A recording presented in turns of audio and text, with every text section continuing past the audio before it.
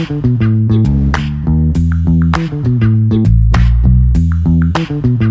guys, welcome back to Let's Go Fishing TV with Mike McFadden.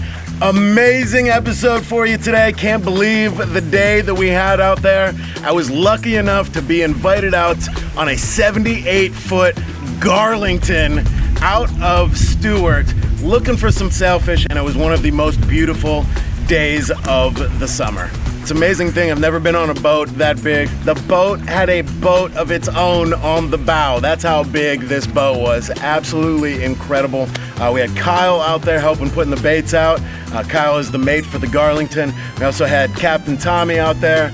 Man, what a pleasure and what a blessing to be invited onto this boat on this beautiful day. It was flat calm. There wasn't a whistle of wind. There wasn't a bubble of wake out there. Completely flat. Yeah, baby. Nice. Sailfish is one of the most recognizable fish in the ocean, obviously, with that big sail protruding out of the top and also the sword out of the front. So immediately you know it's a sailfish. They're in the Atlantic Ocean and also the Pacific Ocean. They get a little bit bigger in the Pacific Ocean, but man, the sailfish can hit speeds of up to 70 miles per hour and are the fastest fish in the ocean. The fish is ahead of the boat right now, so they're gonna chase after it a little bit. Going in front of the boat. It's going under the boat. It is a full team effort. The man on the wheel, the man spotting the fish, the man on the rod, the man actually landing the sailfish. It's all different jobs, and each guy has to know exactly what they are doing. Good, Jerry. You're getting there. You're getting there. Better, better, better.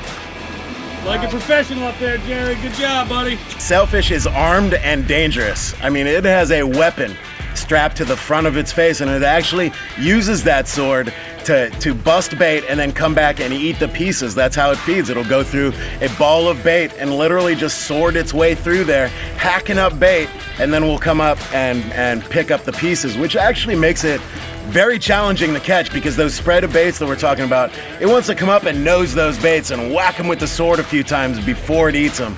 So the technique of actually catching the sailfish is something else. You have to be very patient. You have to drop the bait back in its face like it has died for it to eat it. But I'll tell you what, you have to be very careful around any billfish, whether it be a swordfish, whether it be a marlin, whether it be a sailfish, because they have a knife on the front of their face and they can launch themselves out of the water 5-10 feet high. They've been known to jump into the boat, hurting people, breaking tackle. It is quite a dangerous situation, so take your time with these fish to keep safe. Any fisherman, I have a recommendation for you guys. Never stop learning. Never think that you know so much that you can't learn new things, that you can't see a new technique and go, wow, okay, I'm gonna introduce that into my repertoire. They have a little different style in Southeast Florida where mate Kyle was putting floaters. We call them Cajun Thunders up in Northern Florida, but giving a little bit of indication on where those baits are swimming and where they're at. I really liked it. I liked being able to see the floaters. I liked being able to see where the lines were and which baits were actually being harassed by sailfish. So it was a great little technique we were using. Kyle introduced me to, and I've used it many times since. Another thing about baits, we had threadfin herring this morning for sailfish. We had to actually catch them ourselves, so that's one of those mornings where you have to spend a good hour out of your morning going and catching threadfin herring. We use a technique called sabiki rigs, where it's a multiple hook rig that just brings up your baits for you. You put them down, there's no bait on them. They just bite the gold hooks and the little bit of color that are on the hooks. And you know, we try to get about 4 to 5 dozen of those before we start fishing, and at about 4 to 5 hooks on each of those sabiki rigs, it does take a little time to get that many baits in the boat, but we had beautiful baits. That's a runner, baby. Go, baby, go! The sailfish make some absolutely bombastic moves. When they get on the hook, they go absolutely ballistic with those long, blistering runs, high-flying jumps. One of the most electric fights that you can experience in fishing. He is angry with you. Music, brother, music! He is like, let me go!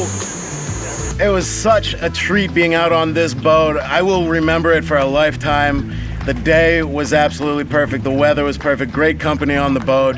And you know, there's a lot of boxes you have to check to get a sailfish, to hook a sailfish, to boat a sailfish. And it was great. We went down and just checked them one after another and made for a great fishing day. Guys, I hope you enjoyed this episode of Let's Go Fishing TV. Hit that like and subscribe button and be sure to hit notifications to get my newest videos right away.